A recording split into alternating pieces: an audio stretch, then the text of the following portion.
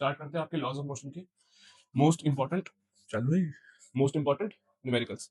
अच्छा, इसके अंदर हमने सिर्फ और सिर्फ मेजरली न्यूमेरिकल्स लिए हैं। सिर्फ एक थ्योरी का आपको क्वेश्चन मिलेगा, एक थ्योरी का क्वेश्चन मिलेगा। थ्योरी वाले क्वेश्चन हम लोग बाद में करेंगे। थ्योरी वाले से मेरा मतलब ये है कि डेरिवेशंस आती हैं जहाँ पे इम्पल्स मोमेंटम थ्योरम है आपका।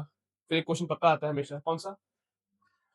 Proof that Newton second law of motion is a real law of motion.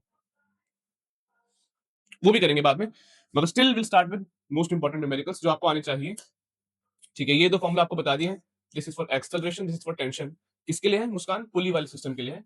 पुली वाले सिस्टम के लिए है कि यहाँ से अगर एक, यहाँ पे एक और मास है, यहाँ पे एक और मास है, लेटेस्ट से m1, लेटेस्ट से m2, तो ये उसके रेफरेंस में है। ठीक है जी, कुछ इस तरह आप लोग कह सकते हैं कि अगर पुली बनाना है तो सर प्रॉपर तरीके से बनाओ, कुछ इस तरह। तो इस पुली में अगर दो मासेस हैं तो उनका क्या एक्सेलरेशन होगा, उसका फॉर्मूला ये है। क्या टेंशन होगा, उसका फॉर्मूला ये है। तो ये आपको आना चाहिए बस। ठीक है, वही हमने डेरिवेशन करी है, हम इससे निकल के आए हैं, तो मैंने आपको सीधा सीधा बता दिया ताकि आपको क्वेश्चंस में दिक्कत ना हो। Will start with question number 1। पढ़ते आइए। A mass of 6 kg is suspended by a rope of length 2 metre. ठीक है जी, मतलब ये मास है, कितने केजी बोला गया है? 6 kg का सर ये मास है। ठीक है जी, 6 kg इसका मास है और ये लटका हुआ है एक 2 मीटर की रोप से। ठीक है जी, 2 मीटर की रोप से लटका हुआ है। फिर बोलता है फ्रॉम द सीलिंग, ठीक है, a force of 50 Newton in the horizontal direction is applied at the mid point of P. एक मिड पॉइंट रोप पे पी पॉइंट बोला, यहाँ पे राइट में 50 न्यूटन फोर्स लगा हुआ है in the horizontal direction applied to the midpoint P of the rope as shown. What is the angle of the rope what is the angle the rope makes with the vertical in equilibrium? बड़ा important question है, ध्यान से सुनना। क्या कह रहे हैं question, देखो इधर देखो, उस डायग्राम में छोड़ो कि ये सीलिंग है। ठीक है जी, सीलिंग से एक लेटेस्ट से एक 6 kg का आपका सामान लटका हुआ है। कोई दिक्कत है इसमें? अच्छा, नीचे क्या लग रहा होगा इसका? वेट। वेट किसके इक्वल होता है? mg के। ऊपर क्या लग रहा होगा इसका? टेंशन, हम लोग जानते हैं। अच्छा, टेंशन मैंने क्या बोला था, हमेशा वेट के इक्वल है, मतलब टेंशन भी किसके इक्वल होता है? mg के। इसमें कोई दिक्कत वाली बात नहीं है, हमने पढ़ा है ये वन शॉट के अंदर। अब बोला है कि सर आपने यहाँ पे एक फोर्स लगाया। इसको अगर आप लोग 3D के अंदर इमेजिन करो कि यहाँ पे एक सीलिंग है, उससे एक चीज लटकी हुई है। जब मैं यहाँ फोर्स लगा रहा हूँ तो सेम अगर मैं यहाँ पे बनाऊं तो कुछ ऐसा सामान नहीं होगा, बताओ। ये रोप आपकी हो जाएगी टेढ़ी, क्योंकि फोर्स आपका लगा है यहाँ पे, मगर ये सामान अभी नीचे लटका रहेगा कुछ इस तरह, क्योंकि फोर्स मैंने यहाँ पे लगाया है। सर रोप टेढ़ी हो गई मगर सामान तो नीचे लटका रहेगा। ये बात ऐसे तो नहीं, सामान टेढ़ा हो जाएगा, ग्रेविटी की वजह से वो नीचे लगेगा। मतलब यहाँ भी आपका mg ही है। और क्या बोला गया है कि जब ऐसा हुआ कि ये रोप टेढ़ी हुई, कुछ ऐसा ऐसा कर दिया और आपने निकालना ये वाला एंगल, ये क्या एंगल है? बात समझ में आई? आओ जरा इसके अंदर देखते हैं जो क्वेश्चन का डायग्राम है। ये रही आपकी रोप पूरी, कि सर आपने फोर्स यहाँ लगाया और रोप आपकी कहाँ है? ये रही। ठीक है, 50 न्यूटन का फोर्स लगा है वहां को। ये आपकी सीलिंग है। सिंपल सी बात है, आपने क्या बोला, इस पॉइंट पे नाम दिया पी, और याद रखना दोस्तों कि ये वाला हमेशा क्या होगा? कॉस थीटा का वेरिएंट। टेंशन क्या है तो टी कॉस थीटा बोल दिया, इधर बोल देंगे टी साइन थीटा। हम लोग जानते हैं हमारे दो हॉरिजॉन्टल कंपोनेंट बनते हैं, कॉस थीटा और साइन थीटा के। टी1 कॉस थीटा, टी1 साइन थीटा। ठीक है, टी2 क्योंकि इसको बोलती है कि इस पे टेंशन लग रही होगी, कोई बड़ी बात नहीं है, सिंपल है। अब आपने बस सॉल्व करना है इस डायग्राम को। अगर हम लोग जरा साइड में पट गए, इफ वी कुड, नहीं क्योंकि पूरी फोटो में वो लेगा, कैप्चर करेगा, फाइन, मिटा देते हैं। अच्छा, ना समझ आए तो पूछ लेना, ठीक है। देखो जी, टेंशन का फॉर्मूला हमने क्या बोला, क्या होता है सर? mg होता है। मास कितना गिवन है? 6 kg, मतलब 6। अच्छा, जी कितना बोले लेने के लिए? 10। तो टेंशन आपका हो गया 16 Newton. This is tension T2, ये वाला T2 टेंशन। T1 हमने निकालना है। T1 के लिए सर इक्वेशन बनेगी T1 cos थीटा। अच्छा, एक बात बताओ, जो ये लटका हुआ है नीचे, कहाँ पे? जो यहाँ पे नीचे लटका हुआ है 60 kg का मास, इसमें कौन सा वेरिएंट लाई कर रहा है? cos थीटा या sin थीटा?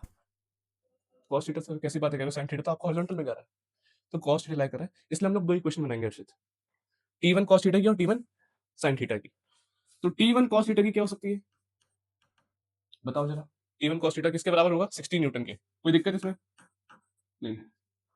यहाँ पे क्वेश्चन में 60 न्यूटन दे दिया, मगर आपको एक्चुअल में निकालना होता है ऐसे करके, फोटो के अंदर आ गया। अच्छा, T2 अगर मैं sin थीटा निकालूं किसके इक्वल है बोलो? 50 न्यूटन के। Sir T2 sin theta, sorry T1, ये भी T1 ही रहेगा, T2 तो हमारा दूसरा वाला पार्ट है, ये रहा। T1 sin थीटा किसके इक्वल रहेगा 15 न्यूटन के। कोई दिक्कत इसके अंदर मुस्कान? हाँ 15 न्यूटन गिवन है ना, force of 15 Newton in the horizontal direction. ठीक है जी। अब बस, अब तो बच्चों वाला काम है, बच्चा बच्चा जानता है, बच्चा बच्चा जानता है। T1 T1 नहीं, थोड़ा सा काम उल्टा हो गया, इसको 1 दे दो, इसको 2 दे दो, या 2/1 करके कर दो, एक ही बात है ना? ऐसे ही कर लेते हैं। सो 2 को डिवाइड करेंगे हम लोग 1 से, तो T1 sin theta by T1 cos theta equals to कितना आएगा sin थीटा का 50 न्यूटन बाय 60 न्यूटन। T1 से T1 गया, मतलब sin theta by cos theta होता है tan theta, and this is ultimately equals to 5/6। अगर मेरे को यहाँ से थीटा निकालना है तो थीटा क्या आएगा tan इनवर्स 5/6। बस यहाँ पे आप लोग आंसर छोड़ सकते हैं, यहाँ पे आप लोग आंसर छोड़ सकते हैं, क्योंकि अभी आपको ये चीज सॉल्व करना नहीं सिखाया गया है। अगर और मन है तो 5/6 को सॉल्व कर दो, 5/6 विल बी 0.83, जहां तक मुझे याद है 0.83 होता है। अच्छा, आपसे पूछे कि सर एंगल क्या होगा, तो एंगल अगर आप पूरे को सॉल्व करें with the help of calculator, जो कि आपको पेपर के अंदर अलाउड नहीं है, तो थीटा यहाँ पे निकल के आता है 40 डिग्री। तो याद रखने इस क्वेश्चन को कि अगर ये एमसीक्यू के अंदर आता है तो यहां तक सॉल्व किया और फिर आंसर लिखेंगे 40 डिग्री। याद रखने वाली बात क्या है, सिर्फ और सिर्फ कि tan इनवर्स 5/6 होता है 40 डिग्री, जैसे 39.8 के आसपास होता है तो हम लोग 40 कह सकते हैं। आप लोग यहां तक भी छोड़ेंगे तो भी टीचर आपके मार्क्स नहीं काटेगा, क्योंकि ये चीज जो है 5/6 सॉल्व कर दोगे, मगर tan इनवर्स आपका कैलकुलेटर से सॉल्व होता है, साइंटिफिक वाला, वो आप तब यूज कर सकते हो जब आप लोग इंजीनियरिंग कर रहे हो। मगर अभी आप लोग 11th में 12th में भी ये काम है नहीं, 12th वाले भी इसमें छोड़ते हैं आंसर, तो आप तो 11th में यहाँ पे छोड़ो सिंपल। आ सकता है, आ सकता है, तो ये करना, अगर 40 आए तो 40 कर देना। स्पेसिफिक इस क्वेश्चन में कह रहा हूँ क्योंकि बहुत बार रिपीट हुआ है, इसलिए कह रहा हूँ कि इसका आंसर याद रखेंगे 5/6 tan इनवर्स होता है 40, बस। और किसी का याद करने के लिए नहीं कह रहा मैं, करो। आया मुस्कान? पक्का कंसेप्चुअल क्वेश्चन है। Moving ahead to the next question. Next question हमारे पास क्या है, एमसीक्यू है, जो मैंने आपको कहा था एक थ्योरेटिकल क्वेश्चन मैंने लिया क्योंकि आता है, ठीक है, इसलिए ले लिया मैंने इसी को, इसमें वरना थ्योरेटिकल हमारी अलग क्लास होनी है। A person is standing in an elevator, एक पर्सन है, एलिवेटर मतलब लिफ्ट, लिफ्ट के अंदर एक बंदा खड़ा है, बोला गया है कि कौन सी सिचुएशन के अंदर उसे वेट लॉस एक्सपीरियंस होगा। अब ये वही कर सकता है जिसने वो 6 केस पढ़े हैं लिफ्ट वाले, R+mg R-mg वो सारे। तो पहले बस मुझे ये बताओ कि जब लिफ्ट नीचे जाती है, डाउनवर्ड्स का क्वेश्चन है जी हाँ, तो जब लिफ्ट आपकी नीचे जा रही है, अंदर जो इंसान खड़ा है, लेटे से मैं खड़ा हूं, है ना, तो मैं वेट लॉस एक्सपीरियंस करूंगा, ये वेट क्या कहते हैं उसे, इंक्रीज, वेट गेन तो चलो अलग हो गया, ये गेट लगा दे यार, बोलो वेट लॉस एक्सपीरियंस करूंगा या फिर वेट इंक्रीज, गेन्ड वेट,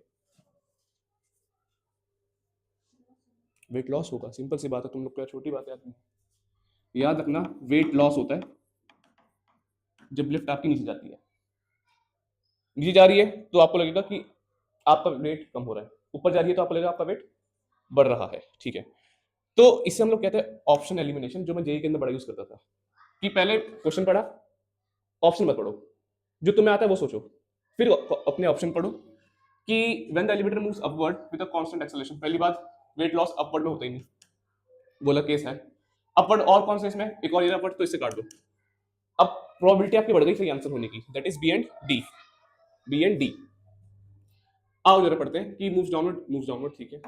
फर्क क्या है सिर्फ और सिर्फ, when the elevator moves downward with constant acceleration, नहीं, ये कब होता था, जब आपकी यूनिफॉर्म वेलोसिटी है या कांस्टेंट वेलोसिटी है, when the elevator moves downward with uniform velocity, जी हाँ, तो hence option D will be correct. सिर्फ आपको केसेस याद होने चाहिए, आपका आंसर वैसे ही आ जाएगा, बात समझ आई, ठीक है। Moving ahead to the next question, next question, अरे नेक्स्ट क्वेश्चन है बड़ा प्यारा question. A cricket ball of mass 150 gram, ठीक है सर, एक क्रिकेट बॉल है, उसका मास आपको दे दिया क्वेश्चन में कितना, 150 ग्राम्स, सर इतना मेरे को आता है, मतलब 0.5, चलो जीरो रहने दो, केजी आप कह रहे हो, जी हाँ। इनिशियल वेलोसिटी मतलब सर यू कह रहे हो, जी हाँ यू कह रहा हूँ, कितना है 3i cap plus 4j cap metre per second, क्योंकि वेलोसिटी है, एंड फाइनल वेलोसिटी भी गिवन है, कितनी, v गिवन है, माइनस का 3i cap plus 4j cap. अच्छा, टीचर की मर्जी है, मैंने आपको प्लस वाला क्वेश्चन दिया, मगर जब मैं पीपीटी बना रहा था मैंने बहुत सारे क्वेश्चन देखे जहाँ पे माइनस था और डेटा सेम था 3 और 4 का, तो टीचर की मर्जी है, प्लस वाले भी दे सकता है माइनस वाले भी दे सकता है, ठीक है। So 3i cap plus 4j cap metre per second after being इतना तो हमको आता है। After being hit the change in momentum आपने निकालना है। बच्चा बच्चा जानता है सर, चेंज इन मोमेंटम मतलब डेल्टा पी। मोमेंटम का फॉर्मूला क्या होता है? M v. डेल्टा पी मतलब फाइनल मोमेंटम कह रहे हो माइनस इनिशियल मोमेंटम कह रहे हो? जी हाँ। मतलब सर आप ये कह रहे हैं m v minus m u. इतना मैथमेटिक्स सर मेरे को बचपन में सिखा दिया था कि एम को मैं निकाल के वी माइनस यू में निकाल सकती है, ये निकाल सकता है। बिल्कुल ठीक, बिल्कुल ठीक। मास बोलो कितना है? 0.15। 0.15। वी कितना है? वी कितना है सर? वी ये रहा, माइनस का 3i cap plus 4j cap. Sir answer vector में आएगा? जी हाँ, जी हाँ। माइनस करेंगे कितना? u that is 3i plus 4j cap. बस इसे वैल्यूट करेंगे, आपको आंसर मिल जाएगा। करो जरा फटाफट सॉल्व, करिए करिए करिए, करो जी। ठीक है, यहाँ पे आपका आंसर क्या आया था बोलो? ये वाला आया था, सी वाला पार्ट, तो माइनस का 0.9 I cap plus 1.2 J cap, यही था। ठीक है जी, which means option number C, ये भी आपका एमसीक्यू है, तो करके जाना पेपर में।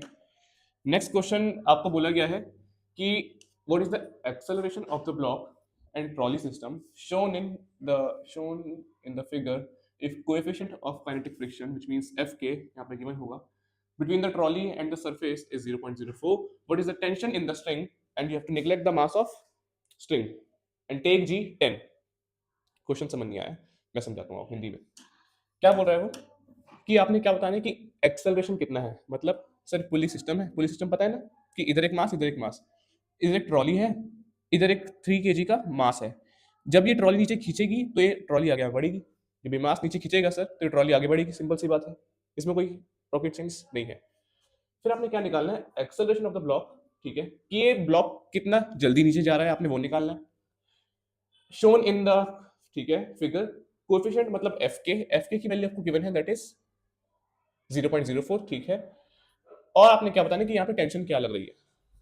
क्वेश्चन बड़ा अच्छा है, बोला गया है कि जब ये कितनी तेजी से नीचे जा रहा है एक्सेलरेशन वो निकालो, नीचे जाएगा तो उस पर टेंशन लगेगी वो निकालो, और इसके लिए भी निकालो सेम काम, क्योंकि यहाँ पे आपको एफ के गिवन है कि जब ये ट्रॉली आगे बढ़ रही है तो यहाँ पे आपको काइनेटिक फ्रिक्शन लगेगा। काइनेटिक स्टैटिक, स्टैटिक कहाँ होता था? स्टैटिक जब रुका हुआ है, और स्टैटिक और काइनेटिक के बीच में क्या है? वो रुका रहता है, ये मतलब मूविंग होता है, उसके बीच में क्या आता था? डायनामिक। जब मूव करने वाला है, about to move, limiting friction, जब उसने एक लिमिट क्रॉस कर दी, अब वो मूव कर चुका है। Very good. हाँ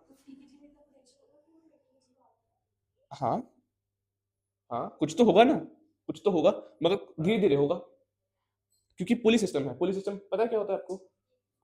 कभी अगर आप लोग जिम गए हैं तो वहां आपकी जो मशीन्स होती है ना, वो जो आपकी मशीन्स होती है, लेटर से आपका पुल अप बार है, फिर एक आपकी सेट मशीन है, एक आपकी सेट मशीन है ना, इधर आपकी प्लेट्स होती है जहाँ पे आप स्टॉपर लगाते हैं, और इधर एक बंदा एक्सरसाइज करता है, सेम काम बंदा एक्सरसाइज इधर करता है।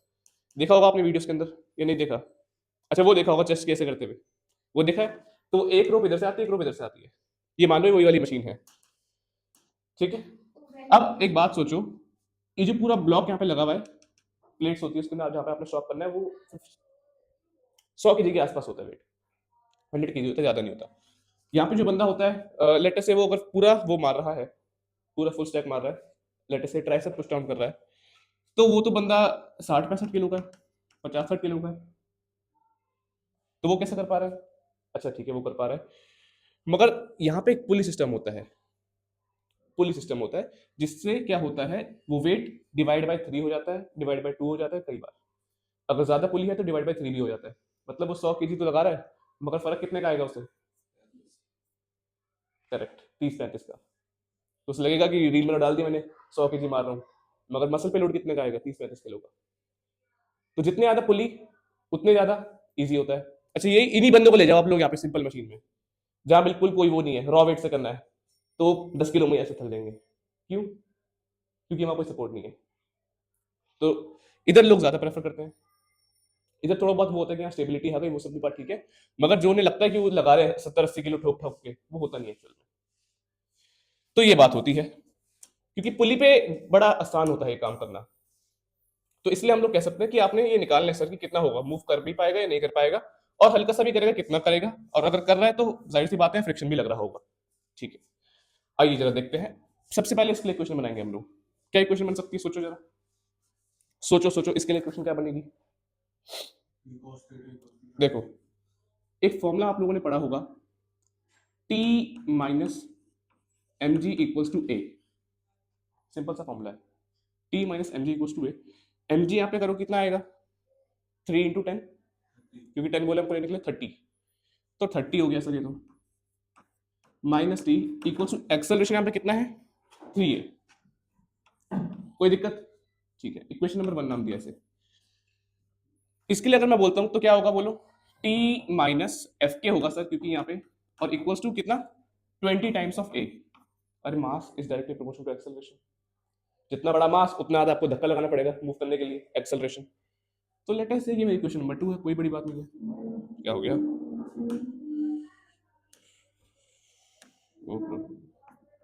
ठीक है, एफ के। अच्छा इस एफ के को मैंने आपको याद है म्यू के करके पढ़ाया था, कोएफिशिएंट ऑफ काइनेटिक फ्रिक्शन, याद होना चाहिए। इसका फॉर्मूला क्या होता था, कि फ्रिक्शन आपने बोला था किसके बराबर होता है, नॉर्मल फोर्स के। इसको नहीं आपको याद कर लो, kinetic friction, coefficient of kinetic friction mu K is equals to N always, हमेशा एन के बराबर रहेगा। एन का अपना फॉर्मूला क्या होता है, MG, normal reaction force weight के बराबर होता है, पीछे भी हमने देखा। तो मतलब सर आप ये कह रहे हैं कि ये एमजी के बराबर है, जी हाँ, जी हाँ। तो म्यू के अगर मेरे को निकालना है, एम कितना गिवन है इस बॉडी के लिए, 20, तो 20 × 10 कितना होगा, 200। 200 तो क्या ये 200 आ गया, बताओ जरा मेरे को देख के, सोचो जरा इस बात को, क्या ये 200 होगा। मेरा जवाब है नहीं, नहीं होगा 200। तो मतलब हमने गलत करा है, क्या गलत करा है बताओ, सोचो इस बात को।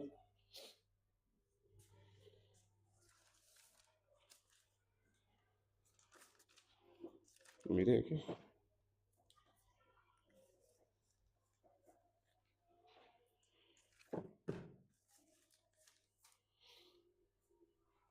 सोचो सोचो, क्या ये फॉर्मूला सही है, यू के इक्वल्स टू एन, क्या होता है फिर असली formula,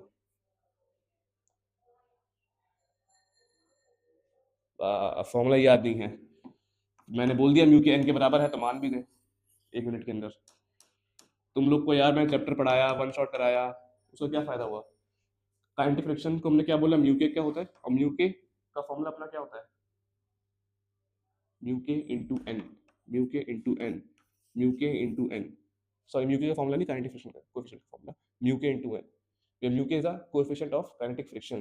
coefficient of kinetic friction आपको क्वेश्चन के अंदर गिवन होना चाहिए, between the trolley and the surface is 0.04, मतलब सर यहाँ पे म्यू के की वैल्यू गिवन है 0.04। अब आपका एन कितना था, एम इंटू जी, एम इंटू जी 200 होगा, जी हाँ 200 होगा। अब 200 को मल्टीप्लाई करो 0.04 से फटाफट, 8, मतलब 8 न्यूटन मैं कह सकता हूँ, गुड, 8 न्यूटन। अब कुछ नहीं करना, अब कुछ नहीं करना, इसको बस इस एफ के की वैल्यू को आप लोग यहाँ पे पुट कर दो, कहाँ पे, यहाँ पे। मतलब sir t minus 80 equals to 20a, ये कह रहे हो, बिल्कुल ठीक है कह रहा हूँ, कोई दिक्कत तो नहीं है इसमें। आओ समराइज करते हैं क्या करा। सर इक्वेशन होती है, पहले mg के लिए हमने इसके लिए काम किया, फिर इसके लिए काम किया, यहाँ पे t माइनस एफ के इक्वल्स टू 20a। एफ के की यहाँ से वैल्यू निकाली, क्योंकि एफ के का फॉर्मूला होता है म्यू के into normal reaction force, correct. Mu के की वैल्यू में क्वेश्चन में गिवन थी, दैट इज 0.04। एन की वैल्यू हमने निकाली, m इंटू जी करके 200 आई। इसको हमने सॉल्व किया तो कितना आया, एफ के 80 न्यूटन। न्यूटन आएगा कुछ और आएगा, फ्रिक्शन इज अ फोर्स, तो न्यूटन ही आएगा। इस 8 न्यूटन की वैल्यू को मैंने यहाँ पुट करा, तो मेरी एक और इक्वेशन बनी ये वाली, हाँ sorry, t minus 8 equals to 20a।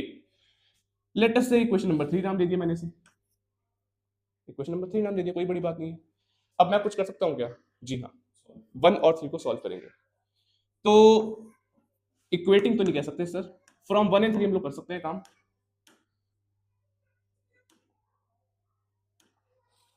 From from 1, 3, पहली क्वेश्चन क्या थी हमारी, पहली क्वेश्चन क्या थी, t माइनस 30 और यह t प्लस 8, तो t minus 30 plus t plus 8, और कुछ है क्या, t माइनस 8 है, और क्या है 3a प्लस 20a,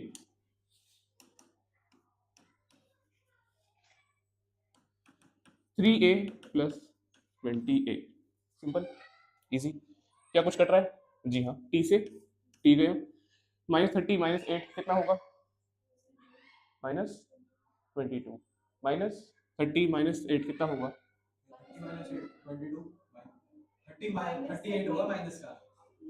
माइनस का 38 मुस्कान क्या हो गया? प्लस माइनस माइनस, तो integers class 6। Oh sorry sorry sorry sorry, 2t -38 आपको मिलेगा यहाँ से, फिर करिए 2t -38 इक्वल्स टू 23a, करिए वैल्यूएट फटाफट। a के इक्वल निकालो कि a कितना आ रहा है।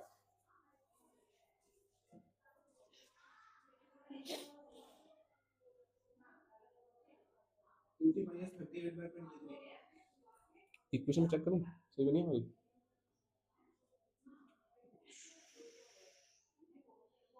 t माइनस f इक्वेशन तो सही बनी है हमारी सारी।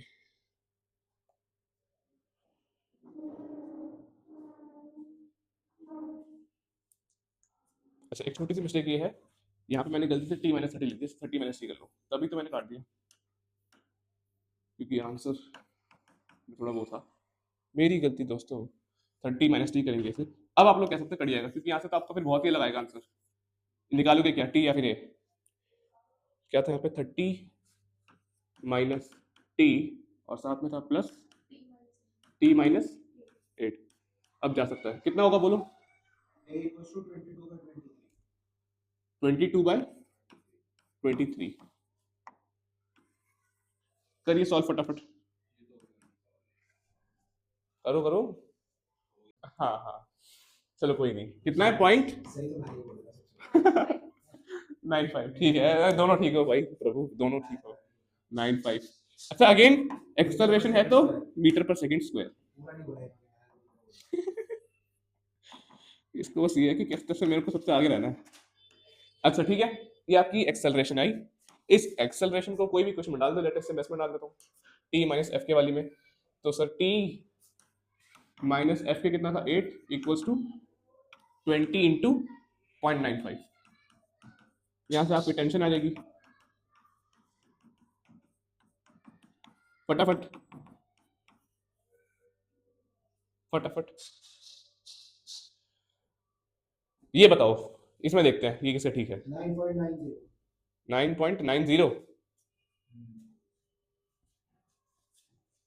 एक कह रहा है 9.90, बाकी दोनों कितना है तेरा? क्या बोला तू? 9.90 है? कर कर तू कर 9.90। करेक्ट करेक्ट, 27 पॉइंट, जल्दी बोलो कर देगा। 27 पॉइंट कितना?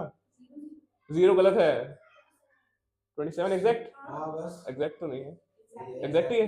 अच्छा फिर मेरे पास 0.96 है, so it is coming out to be 27 कितना? टेंशन है तो न्यूटन पक्का?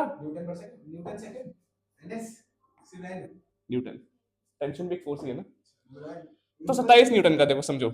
तो मतलब ये जो रिंग है, सॉरी ये जो स्ट्रिंग है, इस पे टेंशन कितने का है? 27 न्यूटन का।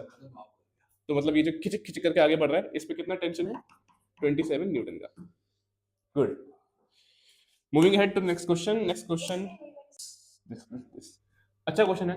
क्या बोला गया है? दो मास दे दिए और एक नीचे एक लटका दिए, जाहिर सी बात है इसका अपना टेंशन होगा और इसका अपना टेंशन होगा इस पे। ठीक है ठीक है ठीक है। Two masses of 5 kg and 3 kg, ये वाला मास आपका 5 kg का है, ये वाला आपका 3 kg का मास गिवन है, and suspended with the help of a massless inextensible strings। ठीक है, as shown in the figure we have to calculate T1 and T2। मतलब सर ये इस मास की वजह से इस स्ट्रिंग पे क्या टेंशन लग रहा है वो निकालना है, इस मास की वजह से इस स्ट्रिंग पे क्या टेंशन लग रहा है वो निकालना है, T2। When whole system is going upward with acceleration, मतलब जब पूरा सिस्टम अपवर्ड जा रहा है with the acceleration of 2 metre per second square, acceleration of 2 metre per second square. करिए जरा ट्राई, आओ जरा करते हैं। तो फॉर्मूला आपको बता दिया मैंने, ठीक है। क्या बोला है कि T1 - M1 + M2G, ये वैसा है जो हमने एक्सेलरेशन का फॉर्मूला पीछे डिराइव किया ना, कौन सा वाला? ये रहा, ये जो आपको मैं स्टार्टिंग में बताया था कि आपको करना है, ये रहा, यहीं से आते हैं ये फॉर्मूलाज, है ना। बस उन्हीं को अगर मैं रीअरेंज कर दूं तो आपका काम हो जाएगा। जी हाँ, तो ध्यान से देखते हैं अगर इस क्वेश्चन को आप लोग, तो क्या बोला गया है कि T1 मतलब सर टेंशन 1 निकालनी है, जाहिर सी बात है वो आप लोग निकालेंगे, minus M1 plus M2, M1 ले लो 5 kilo, so 5 plus 3 kg into g is 9.8, बच्चा बच्चा जानता है। यहाँ पे जी गिवन है 9.8, तो 9.8 ले रहे हैं, जहाँ पे 10 गिवन था वहाँ हमने 10 लिया। M1 plus M2 which means 5 plus 3 again. Acceleration कितना गिवन है आपको क्वेश्चन के अंदर गिवन डेटा में, ये रहा 2 मीटर पर सेकंड, तो इंटू 2। चलिए जी, तो T1 माइनस 5 प्लस 3 8 इंटू 9.8 आप लोग करेंगे 8 16, बस यहाँ से आपका T1 आएगा, उसे सॉल्व करो फटाफट, कितना आ रहा है 94.4 न्यूटन, पक्का? ठीक है। T2 का भी मैंने सेम काम बताया आपको पीछे कि सर T2 का फॉर्मूला क्या था टेंशन का, T माइनस एम जी, ये बोला था ना T minus M G equal to acceleration, कहाँ पे, यहाँ पे T minus M G equal to A, same देखो मैंने यहाँ लगाया T minus M G equal to A, T T2 ले ली क्योंकि ऊपर T1 था, M 3 की जी गिवन था यहाँ पे इसलिए M लिया, और एक्सेलरेशन 3 वो हो जाएगा 3a, 3 टाइम्स ऑफ a, ठीक है 3g, जी हाँ जी हाँ, तो T2 निकालना है, मतलब 3 इंटू 9.8 इक्वल टू 3 इंटू 2 6, निकालो ऐसे T2 फटाफट, T2 बताओ कितना आ रहा है, हाउ मच न्यूटन, बोलिए फटाफट, कितना 35.4, पक्का? Late me check,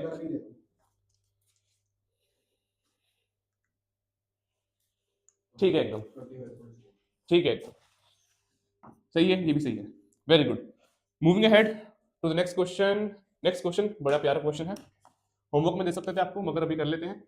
2 masses of 8 kg and 12 kg, ठीक है जी, पुली का क्वेश्चन है। सबसे पहले कुछ काम ऐसे बनाओगे पुली के लिए, ठीक है जी, और एक इस साइड लटकेगा, एक इस साइड आपका लटकेगा। 2 masses of 8 kg, 8 kg कितना होगा, इधर 12 kg बना दो क्योंकि भारी है, इधर 8 kg बना दो, कोई दिक्कत वाली बात नहीं है। तो 2 masses of 8 kg and 12 kg are connected at the two ends of a light inextensible string that passes over a frictionless pulley, ठीक है सर, मतलब इस पूरे पे ये वायर यहाँ पे फैली हुई है, ठीक है। फाइंड द एक्सेलरेशन, मतलब अब आपने यहाँ पे एक्सेलरेशन फाइंड करना है ऑफ द मासेस, मतलब इसके लिए क्या एक्सेलरेशन होगा, इसके लिए क्या होगा, एंड टेंशन, मतलब T1 T2 अगर आप लोग मान के चलते हैं कि इस पे क्या टेंशन लगेगा, इस पे क्या टेंशन लगेगा, वो भी फाइंड करना है आपने। In the string when the masses are released, जब इनको छोड़ दिया तो ये ऐसे होगा और ऊपर जाएगा, तब आपने बताना है कि तब इनका एक्सेलरेशन इस वाले पे क्या होगा और टेंशन क्या होगा, इसका एक्सेलरेशन इस पे क्या होगा और टेंशन इस पे क्या होगा, तब निकालना है आपने। गुड क्वेश्चन, करिए। ठीक है, बोलो क्या फॉर्मूला एक्सेलरेशन का, नीचे m1 प्लस m2, करेक्ट, ये वही फॉर्मूला जो आपको मैंने स्टार्टिंग के अंदर बताया था। m1 कितना गिवन है, लेट अस से सर मैं m1 को ले लेता हूँ 12 kg और m2 को मैं ले लेता हूँ 8 kg, है ना, m1 अक्सर इसको लेते हैं, m2 अक्सर हम लोग इसको लेते हैं, उल्टा लोगे तो माइनस का चांस बढ़ जाएगा आपका आंसर का। m1 is 12, this is 8, g is कुछ गिवन है 9.8 या 10 लेना है, नहीं तो 9.8 ही लेंगे। m1 plus m2 is 12 plus 8, from here we will be getting our acceleration, ठीक है जी। टेंशन का फॉर्मूला क्या था मुस्कान, बोलिए, 2m1 m2 जी, नीचे, पक्का पक्का पक्का, ठीक है। तो मतलब sir tension equals to 2 into m1 m2 हमने क्या बोला 12 इंटू 8 इंटू जी बोला है that is 9.8 divided by 12 plus 8, करिए, इसे सॉल्व करेंगे आपको टेंशन मिलेगा, इसे सॉल्व करेंगे आपको 1.90 एक्सेलरेशन मिलेगा। कितना आ रहा है एक्सेलरेशन, बोल 1.90 metre per second square, let me check फटाफट, 1.96 आ रहा है यार, है ना, 96 है, 96 कर दो इसे, और इसका बताओ फटाफट, 19.6, अच्छा 12 into 8, वो 12 into 8 है ना, कहाँ पे, हाँ अच्छा मैंने वो ले लिया, कर फटाफट, ठीक है, सिंपल सा मामला है यार, इसे आपने लिख सकते हो m1g, है ना, इसे T1 ले लो, इसे T2 ले लो, और सर नीचे क्या लगेगा m2g, क्योंकि वेट है, मास है तो मास का नीचे गिरता है mg, इसका वेट नीचे लगेगा mg, उसी के अकॉर्डिंग हमारा काम हो जाएगा, बस easy.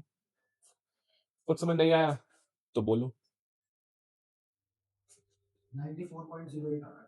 94.08, so we can consider that 94.1, क्या बोलते हो? ठीक जवाब है एकदम, 94.1 न्यूटन, जी हाँ। सो विद दिस हम लोग एंड करते हैं। कितने क्वेश्चन करे हमने?